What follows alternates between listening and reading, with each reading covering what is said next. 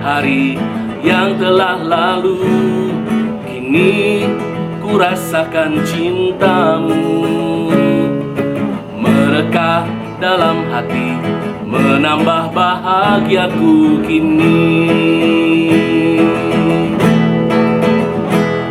Tuhan, rahasia rencanamu memang tak mudah ku pahami, ku jalani, hanya karena pertolonganmu.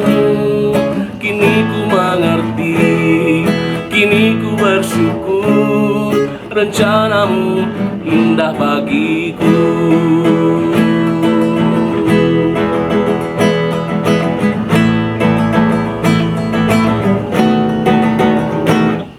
Kini kulihat terangmu lebih indah dari hari yang telah lalu.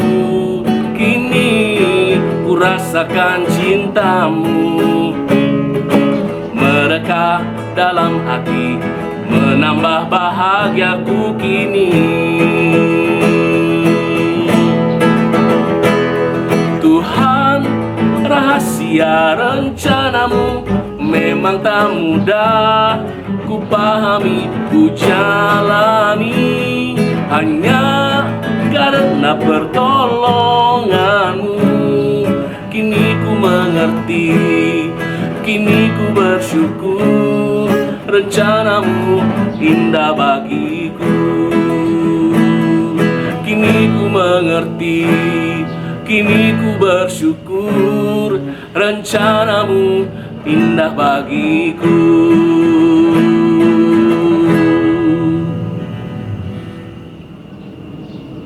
Bapak, Ibu, Saudara, anak-anak yang terkasih di dalam Tuhan, dalam Selamat Berefleksi kali ini kita akan melanjutkan perenungan tentang koinonia, yakni persekutuan.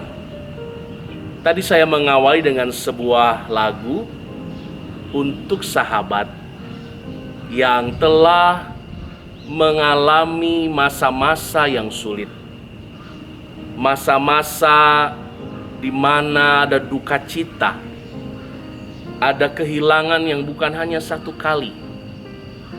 Mungkin Bapak, Ibu, Saudara juga sempat berada pada posisi yang sama. Bagaimana berjuang untuk melewati setiap pergumulan. Bagaimana juga berdamai dengan luka dalam batin, kesedihan yang sangat mendalam, dan bertemu dengan kenyataan bahwa diri kita sangat rapuh. Bapak, Ibu, Saudara yang terkasih, namun masa-masa yang sulit itu sudah dilewati karena pertolongan Tuhan. Kita boleh melihat pada akhirnya rencana Tuhan yang indah. Walaupun sebelumnya rencana Tuhan itu seperti sebuah rahasia, tidak mudah untuk kita pahami, apalagi untuk menjalaninya. Tetapi karena Tuhan setia menyertai kita, Tuhan jugalah yang boleh membuka hati kita.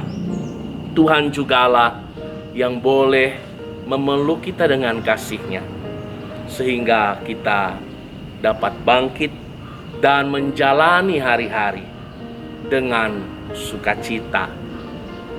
Bapak, Ibu yang terkasih, 1 Korintus 1 ayat 9 berkata, Allah yang memanggil kamu kepada persekutuan dengan anaknya Yesus Kristus adalah setia.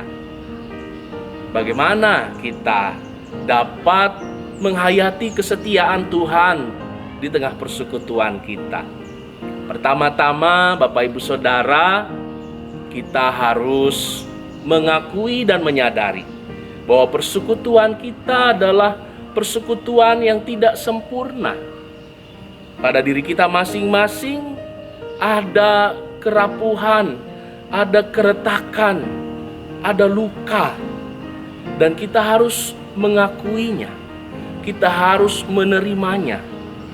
seperti Kristus juga menerima setiap luka, menerima setiap penderitaan. Henry Nouwen, seorang teolog yang mendalami tentang kerapuhan manusia, ia mengatakan bahwa titik yang sangat penting ketika seorang boleh menerima luka, keretakan, kerapuhan dalam dirinya, sehingga itu tidak menjadi hambatan untuk terus melangkah, karena rencana Tuhan terus dinyatakan. Ketika kita terpuruk, ketika kita gagal, ketika kita kehilangan, bukan berarti semuanya selesai, bukan berarti semuanya berakhir. Bapak, Ibu, Saudara yang terkasih, ada juga orang yang menghukum dirinya karena rasa bersalah, merasa tidak berlayak di hadapan Tuhan. Bapak, Ibu, kita diingatkan juga bagaimana hati Bapa yang begitu luas menerima dan menyambut anak bungsu yang sudah pergi meninggalkannya tanpa syarat, boleh menerima, boleh memeluknya. Maka kasih Allah juga seluas itulah bagi kita semua. Kita boleh berdamai dengan masa lalu kita, sehingga dalam persekutuan dalam gereja kita menjadi persekutuan yang juga boleh saling memulihkan. Inilah hal yang perlu kita tanamkan bersama saat ini.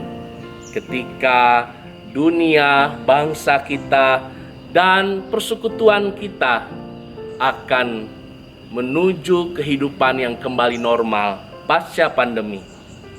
Ada banyak yang terluka, ada banyak yang mengalami keterpurukan. Maka kiranya koinonia, persekutuan GKP Kampung Sawah, boleh menjadi persekutuan yang saling memulihkan. Tuhan memberkati kita, Tuhan memampukan kita. Amin.